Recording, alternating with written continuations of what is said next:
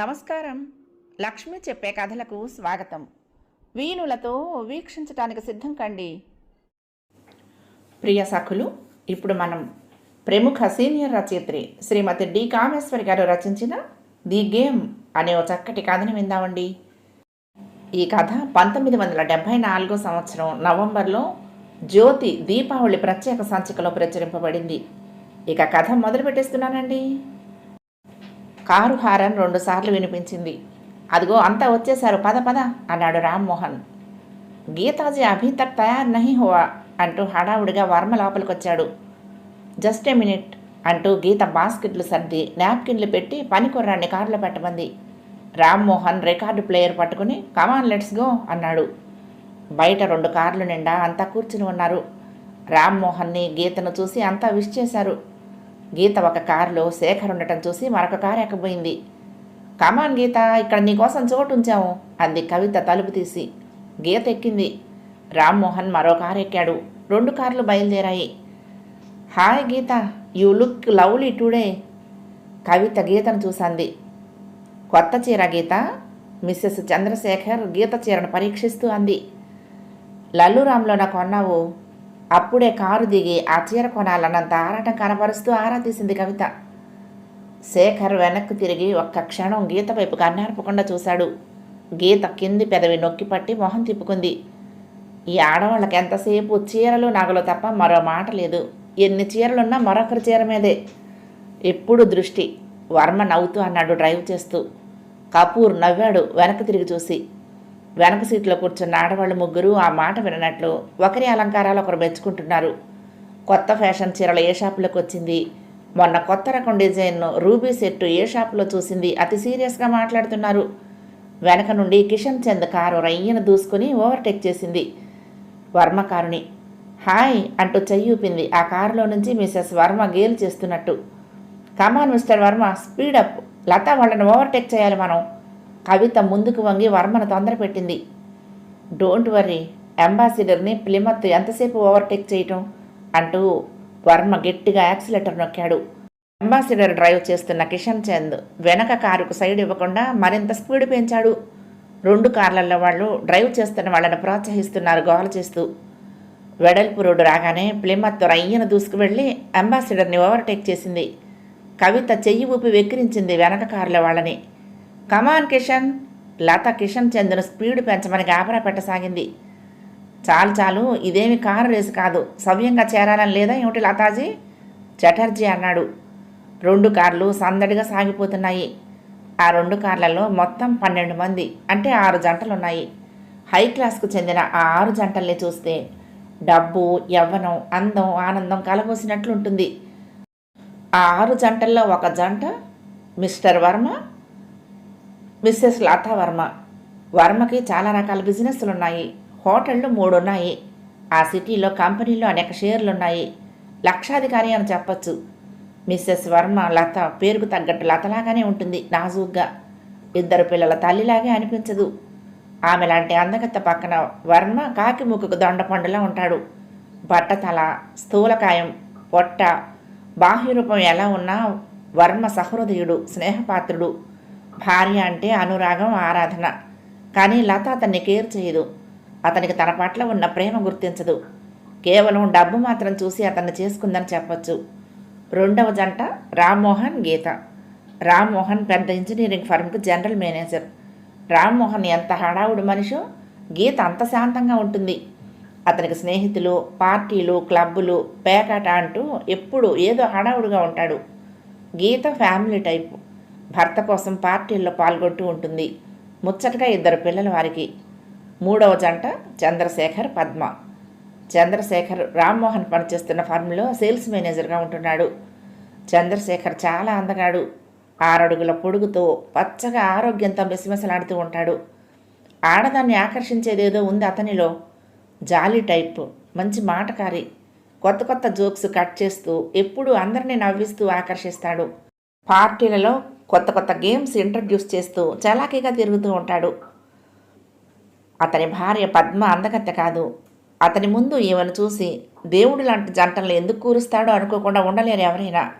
కానీ ఆమె చాలా మంచిది, మెత్తటిది. కోపం అన్నది ఆమె మొహాన ఎన్నడూ కనపడదు. 4వ జంట కిషన్ చంద్, కవిత. అతను బట్టల మిల్లు యజమాని. లక్షల మీద వ్యాపారం, వేల మీద లాభాలు. భార్యాభర్తలిద్దరూ అందగాళ్లే. ఇద్దరూ అల్ట్రా మోడ్రన్గా ఉంటారు. డబ్బు పుష్కలంగా ఉందేమో, బట్టలు మార్చినంత సులువుగా అందిన ఆడవాళ్ళని అనుభవిస్తూ ఉంటాడు కిషన్ చంద్. తాగుతాడు.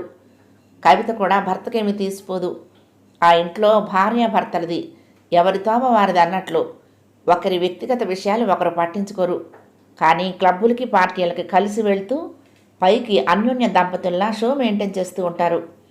కవిత గురించి అనేక పుకార్లు విననట్లు నటిస్తాడు కిషన్ చంద్. కవిత అందంతో పాటు ఆమె ఇచ్చే చనువు మగవాళ్ళందరికీ ప్రోత్సాహకరంగా ఉంటుంది. చాలా చలాకీగా ఉంటుంది. 5వ జంట చటర్జీ, మాయా. చటర్జీ పెద్ద డాక్టర్, క్షణం తీరిక లేని సర్జన్. నర్సింగ్ హోమ్ పెట్టి వేలకు వేలు ఆర్జిస్తున్నాడు. ఎంత తీరిక లేని ప్రాక్టీస్ ఉన్నా ఆదివారాలు పని చేయననే నియమం పెట్టుకున్నాడు. ఆ రోజు క్లబ్కి, పార్టీలకి, పిక్నిక్లకి వెళ్తూ ఉంటాడు. మాయ పెద్ద చదువు చదివింది, డాక్టరేట్ ఉంది. దానికి తోడు మంచి గొంతు. రవీంద్రుడి గీతాలు అద్భుతంగా పాడుతుంది. భార్యాభర్తలిద్దరూ ఒకరినొకరు అమితంగా ప్రేమించుకుంటూ అన్యోన్యంగా ఉంటారు. సింపుల్గా ఉంటూ అందరినీ ఆకర్షిస్తారు. ఇక 6వ జంట కపూర్, నీలిమ.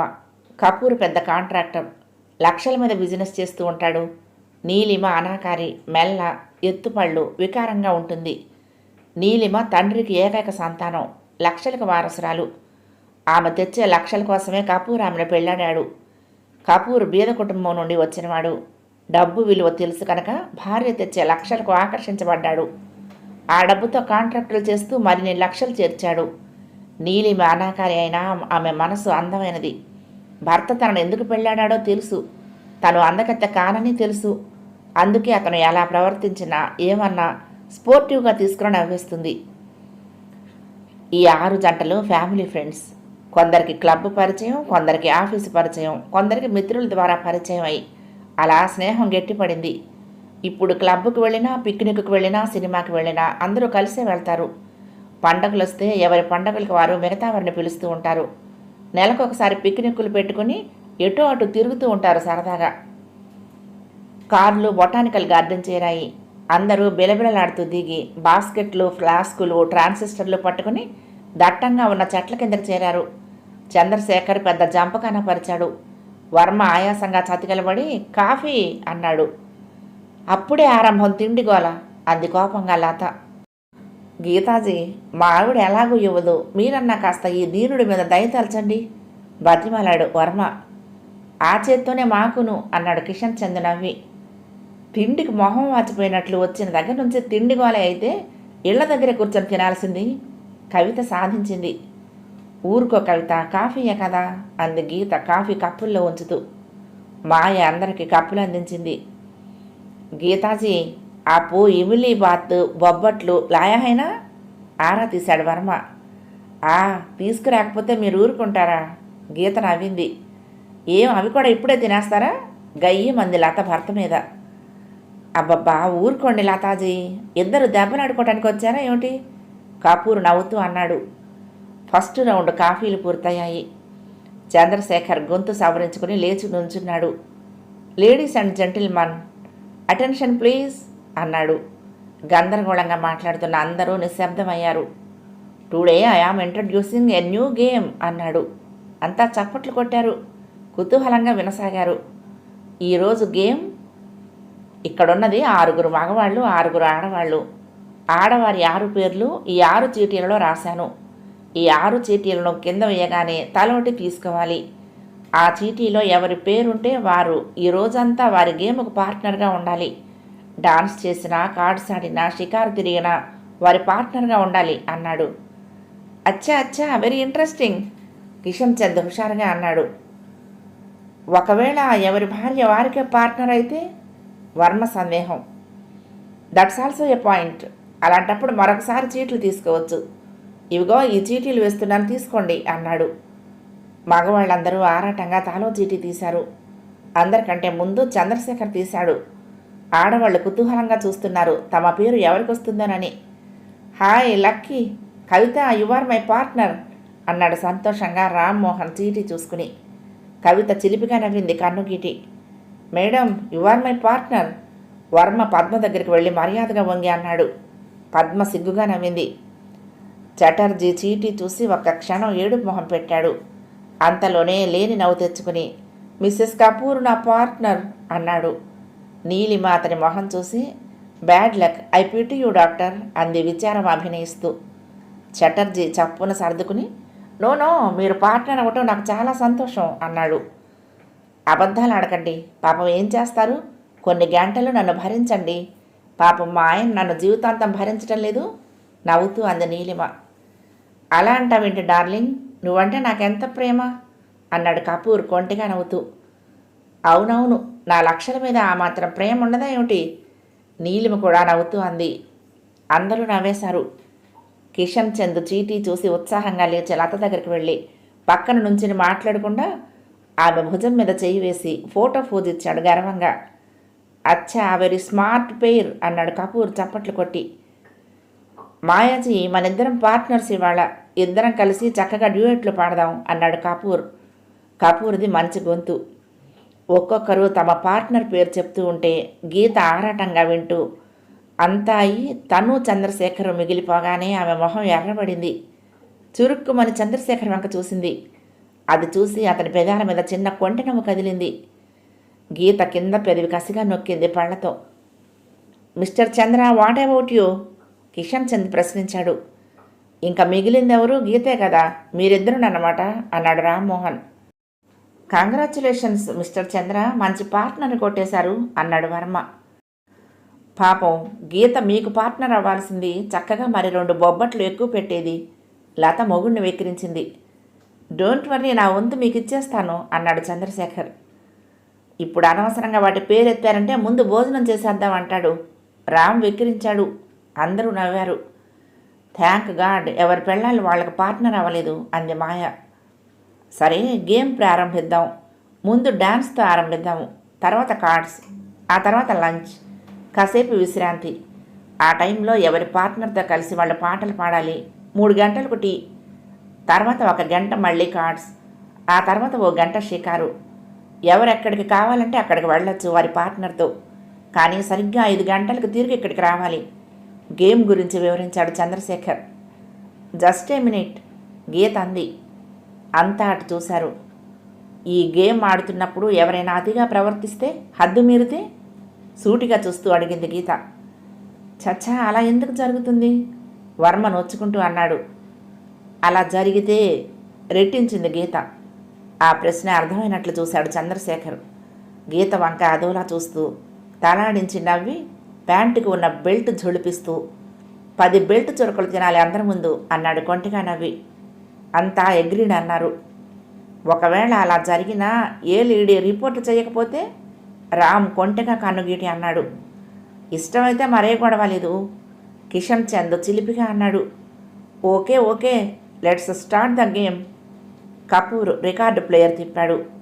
ఇంగ్లీష్ రికార్డు తిరిగింది. చెట్టు నీడన జంపకన్న మీద అందరూ డాన్స్ ఆరంభించారు.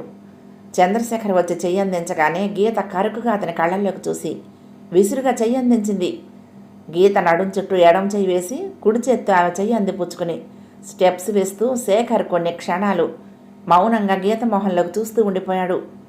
గీత మొహం తిప్పుకుంది, చుట్టూ చూసింది.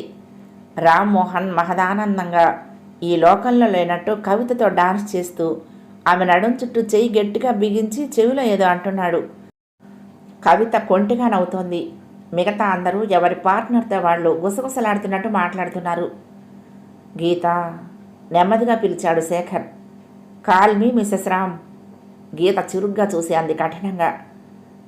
గీత, ఎందుకంత కోపం, ఎన్నాళ్ళైనా నీ కోపం తగ్గదా కళ్ళల్లోకి చూస్తూ ఆవేదనగా అన్నాడు. గీత మొహం తిప్పుకుంది.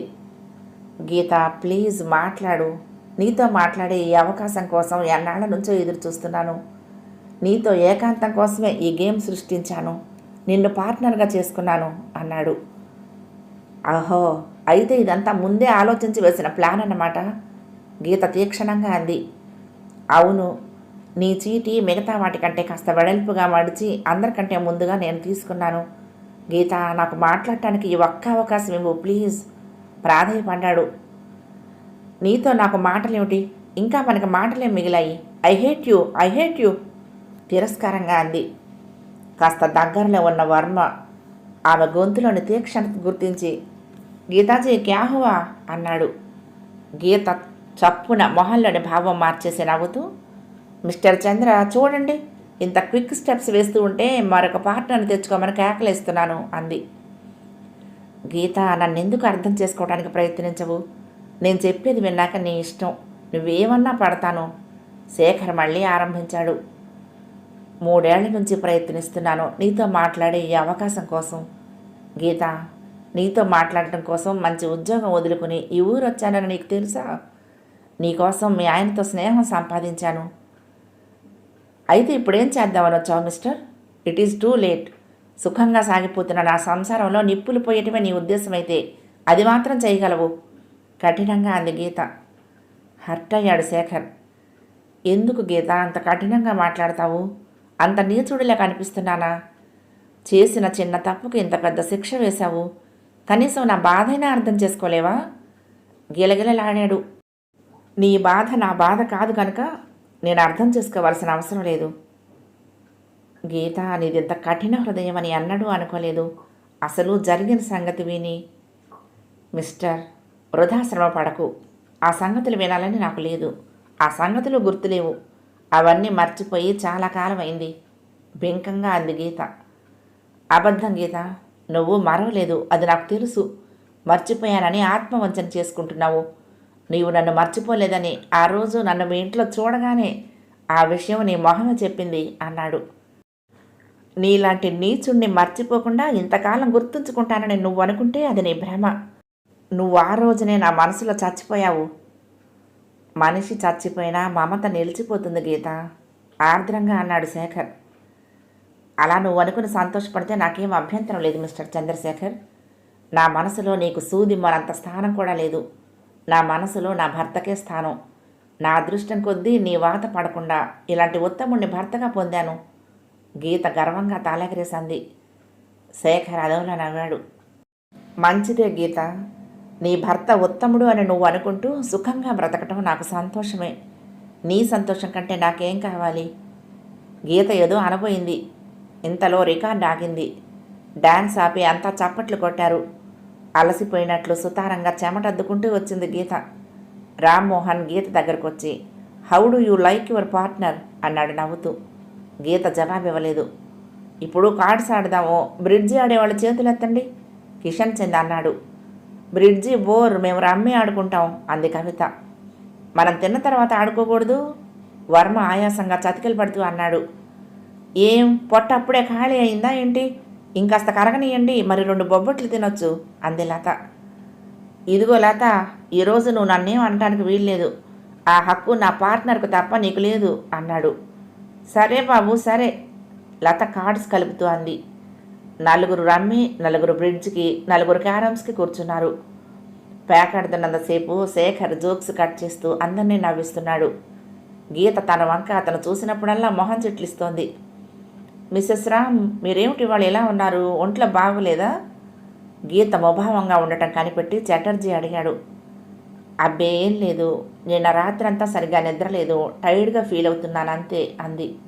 అంతకంటే ఇంకేమన్నా చెప్తే మందులు మింగమంటాడని గీత భయం. 12:30 అవగానే అంతా గేమ్స్ కట్టిపెట్టి భోజనాలకు లేచారు. ఆడవాళ్ళు ఎవరు తెచ్చిన క్యారియర్ వాళ్ళు విప్పారు. వర్మ గీత క్యారియర్ దగ్గరకు చేరాడు. కిషన్ ప్లేట్లన్నీ నాప్కిన్తో తుడిచాడు. మాయ ప్లేట్లలో అన్నీ వడ్డిస్తోంది. వర్మ ప్లేటు రెడీగా పట్టుకున్నాడు. గీత, ముందు నీ బొబ్బట్లు, ఆ ఇమిలి బాత్తు ఆయనకు పెట్టు. మరొక క్షణం ఆలస్యమైందంటే క్యారియర్ మీద దాడి చేసి మాకేమీ మిగిల్చేట్టు లేడు కవిత నవ్వుతూ అంది. గీత నవ్వుతూ ముందు వర్మ ప్లేట్లో బొబ్బట్లు పులిహోర పెట్టించింది. బహుత్ అచ్చా హై గీతాజీ, వర్మ తింటూ మెచ్చుకున్నాడు. ఏ పార్టీ అయినా పిక్నిక్ అయినా గీత బొబ్బట్లు పులిహోర చేయాలని వర్మ స్టాండింగ్ ఆర్డర్స్. మొదటిసారి సంక్రాంతికి అందరినీ డిన్నర్కి పిలిచి ఇవి చేసింది. అప్పటి నుంచి వాటి రుచి మరిగారు అందరూ. వర్మ అయితే ఇంకా ఇంకా అడిగి వేయించుకొని తిన్నాడు. పులిహోరలో పెరుగు కూడా వేసుకోండి, ఇంకా బాగుంటుంది అంటూ గీత గడ్డ పెరుగు వేసి ఆ రుచి నేర్పింది. మీ సౌత్ ఇండియన్ డిషెస్ బ్రహ్మాండం అంటూ గీతని అస్తమానం అవే చేయమంటారు అందరూ. అలాగే మిస్సెస్ చంద్రశేఖర్ చేసిన సాంబార్ సాదం దహి వడ రుచి తెలుసుకుని ఆమెను అవే తెమ్మని చంపుతారు. మిగతా వాళ్ళ వంటకాలు మారినా వీరిద్దరివి మారవు ప్రతిసారి. అందరూ ఒకరి వంటకాలు ఒకరు పొగుడుకుంటూ ప్లేట్లల్లో బలవంతాన దింబరిస్తూ చెలోక్తులతో హాస్యాలతో లంచ్ ముగించారు. లత పెద్ద ఫ్లాస్క్ నిండా తెచ్చిన ఐస్ క్రీం అందరికీ ఇచ్చింది. ఆ కన్నా కీళ్ళి. రామ్ చాలా ఉత్సాహంగా కవితతో కబుర్లు చెప్పేస్తున్నాడు. భర్త అంతలా ఎంజాయ్ చేస్తూ ఉంటే గీత వాళ్ళిద్దరినీ కాస్త ఈర్ష్యగా చూసింది.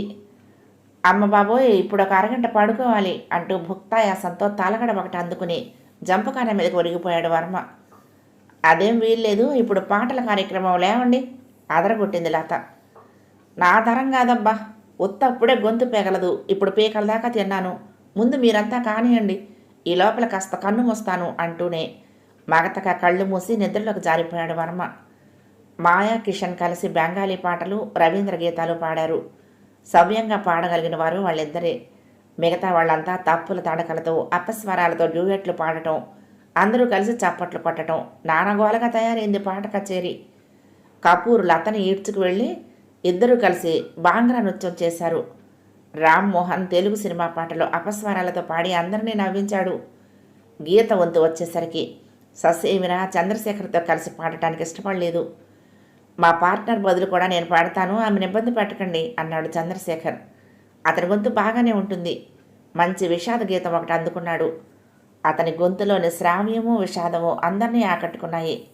తెలుగు అర్థం కాకపోయినా అంతా తలలుపారు.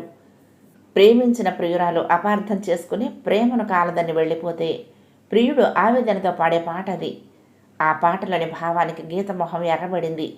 అతని గొంతులో కంపనికి గీతకు అదోలా అయింది. వండర్ఫుల్, భగ్న ప్రేమికుడు ఏమిటో చంద్ర, నువ్వు అంతలా పాడి ఒప్పించావు విషాదం. ఇంతకీ ఎవరో ఆ లైలా? హాస్యమాడాడు రామ్మోహన్. ఏమండి పద్మ, మీ వారికి పార్వతి మీరు కాదేమిటి? పెళ్ళాన్ని ప్రియురాలుగా భావించే మగాళ్ళు ఉన్నారా ఏమిటి? చొరకంటించింది పద్మ. అన్యాయం, మీరు తెలుగులో ఏమిటో మాట్లాడుతున్నారు మాకు తెలియకుండా అన్నాడు చటర్జీ. రామ్మోహన్ పాటలోని భావం, తమ మాటలు ఇంగ్లీష్లో చెప్పాడు. హాయ్ చంద్ర, ఏమిటి సంగతి చెప్పబోయి సరదాగా? కపూర్ హాస్యం ఆడాడు. అరే బాబు, ఇది పాట రాసింది నేను కాదు, మీకేమన్నా మతిపోయిందా ఏంటి అన్నాడు శేఖర్. వర్మ పాట వంతు వచ్చేసరికి గురక వినిపించింది. అదే ఆయన పాట, లేపినా అంతకంటే మంచి పాట మనం ఎలాగూ వినలేము, పడుకోనివ్వండి అందలత నవ్వుతూ. ఒక్కొక్కరు బద్ధకంగా ఆవలిస్తూ తలగడ మీదకు ఒరిగిపోయారు. గీతకు నిద్ర పట్టలేదు. ఒక జంపకాన మీద మగవాళ్ళంతా పడుకున్నారు. చంద్రశేఖర్ వెల్లికలా పడుకొని సిగరెట్ కాలుస్తున్నాడు. ఈ చంద్రశేఖర్ మళ్ళీ తన జీవితంలోకి ఎందుకు ప్రవేశించాడో? గతమంతా తుడి చేసుకుని పెళ్లి చేసుకుని కొత్తగా రామ్మోహన్కి మనసులో స్థానం ఏర్పరిచి గతం మర్చిపోయింది. ఆనాడు చంద్ర పట్ల అంత ఏహ్యత పెరగకపోతే అతన్ని అంత సులువుగా మర్చిపోగలిగేదా? నిజంగానే మర్చిపోయిందా? నిజంగా తుడి చేసుకుందా అతని రూపును? మళ్ళీ మళ్ళీ తన మనశ్శాంతిని హరించడానికి వచ్చిన అతన్ని గీత క్షమించలేకపోతోంది. ఏడాది క్రితం రామ్మోహన్తో మొదటిసారిగా ఇంటికి వచ్చినప్పుడు, అతన్ని చూసినప్పుడు ఏం జరుగుతుందోననే భయంతో అనుక్షణం బెదిరిపోయింది. కానీ అంత నీచుడవగలడా చంద్ర? చూస్తూ ఉంటే అతను చాలా బాధపడుతున్నట్లున్నాడు. ఏదో చెప్పాలని ఆరాటపడుతున్నాడు. వింటేనో? విని ఏం ప్రయోజనం? చంద్ర ఆవేదన చూస్తూ ఉంటే తనే తొందరపడిందేమో అనిపిస్తోంది. కానీ అప్రయత్నంగా అటువైపు చూసిన గీత శేఖర్ చూపులు కలవగానే తడబడి ఇటు తిరిగిపోయింది. వర్మ పెద్దగా ఆవలించి లేచాడు. అబ్బా, ఎంత మంచి నిద్ర పట్టింది, మీ బొబ్బట్ల మహత్యం కాబోలు మత్తొచ్చేసింది అన్నాడు నవ్వి. ఒక్కొక్కరు లేచారు. పద్మ స్టవ్ వెలిగించి టీకి నీళ్లు పెట్టింది. కపూర్ టీ కలిపాడు. బిస్కెట్లు టీ సర్దింది కవిత. మగవాళ్ళంతా లేచి చన్నీళ్లతో మొహం కడిగి బద్ధకం వదులుచుకున్నారు. అంతా టీ తాగారు.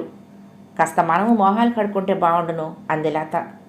వెళ్ళినండి, అదిగో అక్కడ గెస్ట్ హౌస్ ఉంది, వాచ్మెన్తో చెప్పనా తలుపులు తెరవమని అన్నాడు కిషన్ చంద్.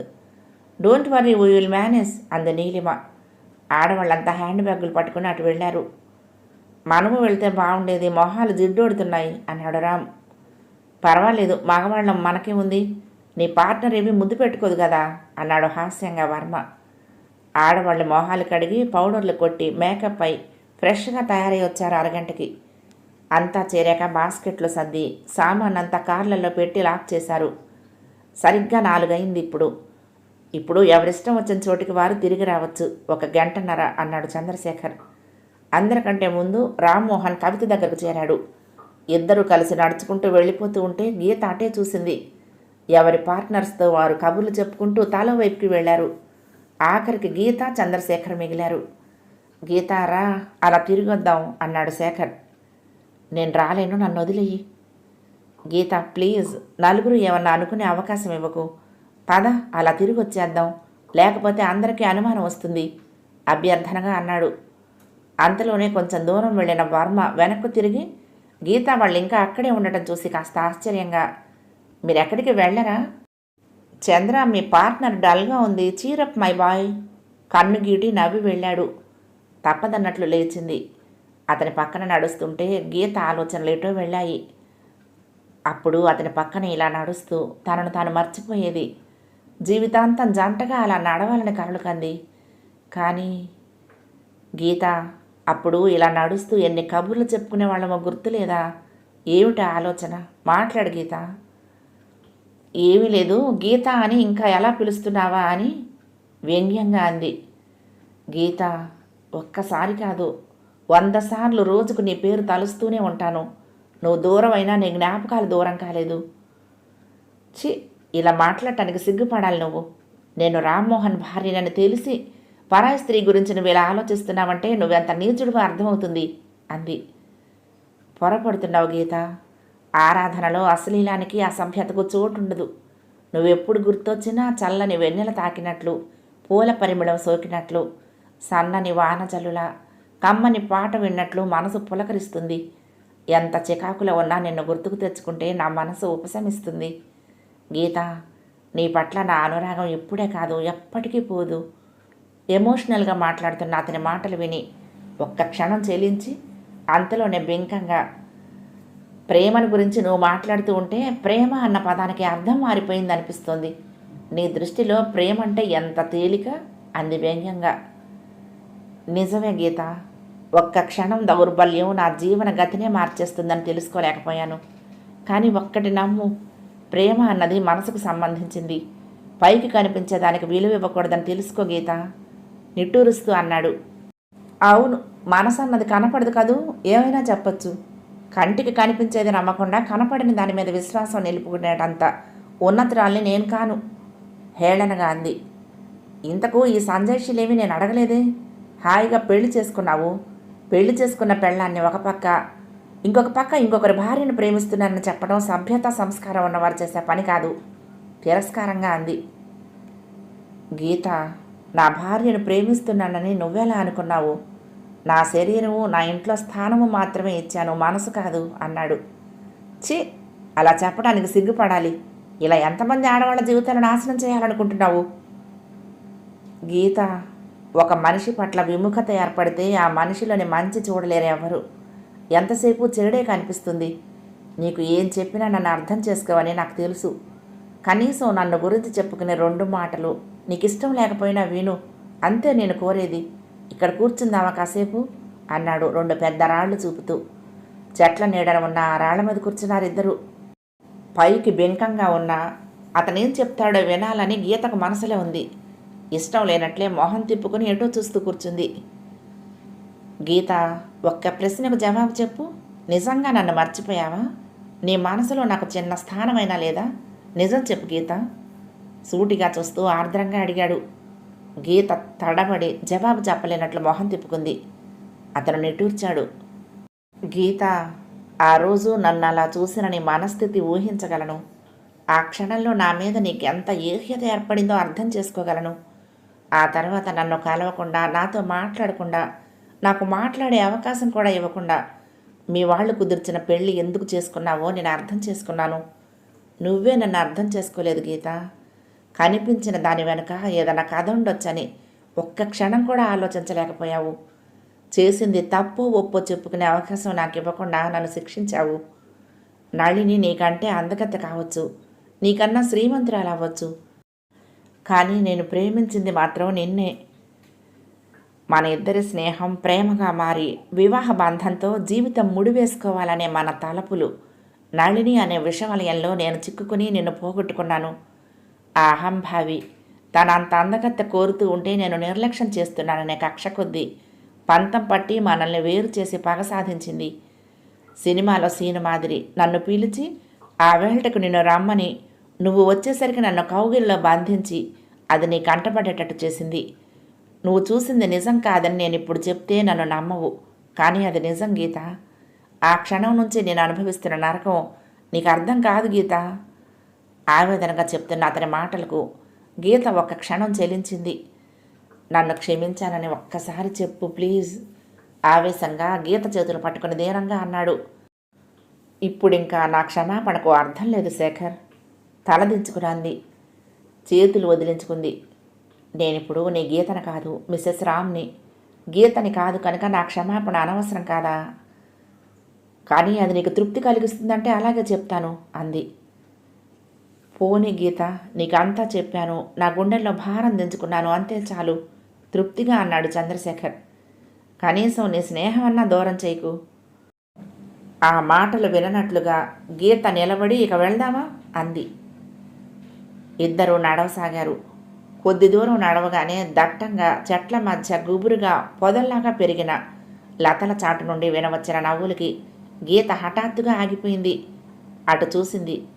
ఒకరి కౌగిలిలో ఒకరు కరిగిపోతూ నవ్వుకుంటూ ప్రేమ మాటలు వర్ణిస్తున్న ఆ జంటను చూసి గీత నిశ్చేష్టురాలై నిలబడిపోయింది. శేఖర్తో చూపులు కలవగానే ఆమె మొహం పాలిపోయింది. శేఖర్ ఆరాటంగా గీత వంక చూశాడు. గీత మొహం అంతలోనే ఎర్రబడింది. ఆవేశంగా అటు వెళ్ళబోయింది. శేఖర్ చెయ్యి గీత భుజం పట్టి వెనక్కులాగింది. ఆమె భుజం చుట్టూ చెయ్యి వేసి ఓదార్పుగా భుజం తట్టాడు. ఆమె విదిలించుకుపోయింది. శేఖర్ ఆమెను ఒక విధంగా బలవంతంగానే భుజం పట్టి నడిపించుకుని తీసుకువెళ్ళిపోయాడు. 5:30 గంటలకు ఒక్కొక్కరు వచ్చి చేరారు. అంతవరకు ప్రాణం లేనట్లు కూర్చున్న గీత అందరూ వెళ్ళటానికి తయారు కాగానే లేచి నిలబడి ఆగండి అంది గంభీరంగా. అంతా ఆశ్చర్యంగా ఆమె వంక చూశారు. గీత మొహం ఎర్రబడి ఉంది. ఆవేశం దాచుకుందామన్నా అడగటం లేదు. నా పార్ట్నర్ హద్దులు మీరాడు, ఇందాక చెప్పిన శిక్ష అమల్లో పెట్టమంటారా అంది. అంతా అవాక్కైపోయారు ఒక్క క్షణం. చంద్రశేఖర్ తెల్లబోతూ గీతను నమ్మలేనట్లు చూశాడు. అందరి చూపులు చంద్రశేఖర్ మీదకు తిరిగాయి. అతని మొహం నల్లగా మాడిపోయింది.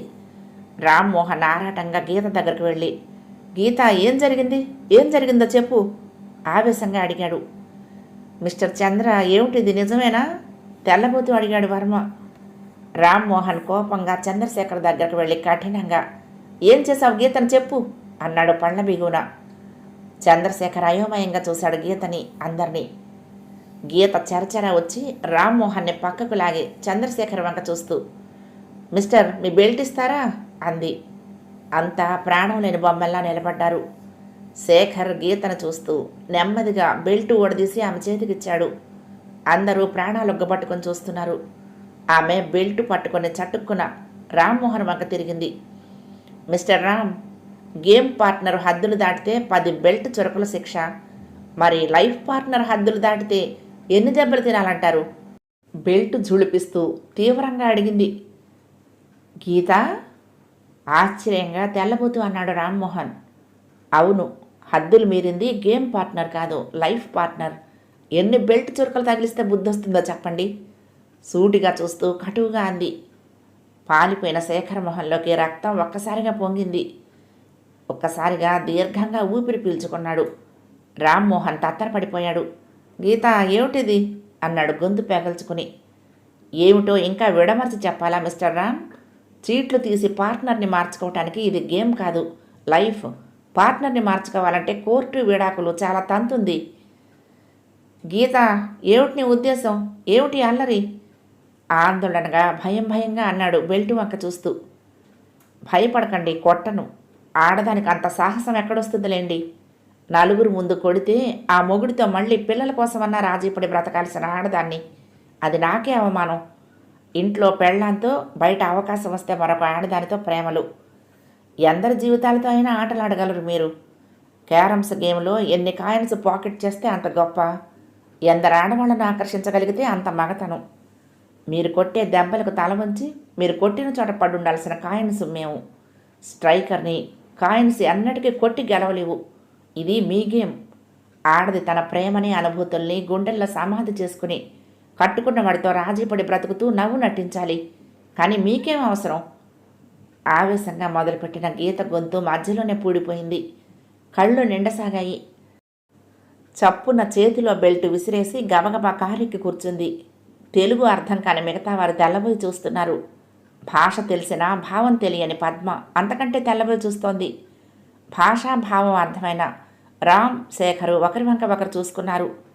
రాము మొహం నల్లగా మాడిపోయింది. ఏమిటి ఏమిటి ఏమైంది? అంతా ఆరాటంగా చుట్టుముట్టారు. ఏం కాదు, ఇది ఒక గేమ్, భార్య భర్తల కీచులాట, అంతకన్నా ఏం లేదు. గీత రామ్ మీద అలిగింది, అంతే అంతే. శేఖర్ అందరికీ ఏదో సర్ది చెప్తూ నవ్వు నటించాడు. అంతా కారు ఎక్కారు. కార్లు కదిలాయి. కథ సమాప్తం. ప్రియ సఖులు, ఈ కథ మీకు నచ్చితే తప్పకుండా లైక్ చేయండి, షేర్ చేయండి, కామెంట్ చేయండి, సబ్స్క్రైబ్ చేసుకుని నన్ను ఎంకరేజ్ చేయండి. ఉంటానండి. ప్రేమతో లక్ష్మి, కృష్ణాతీరం, దుర్గమ్మ సన్నిధానం. నమస్తే.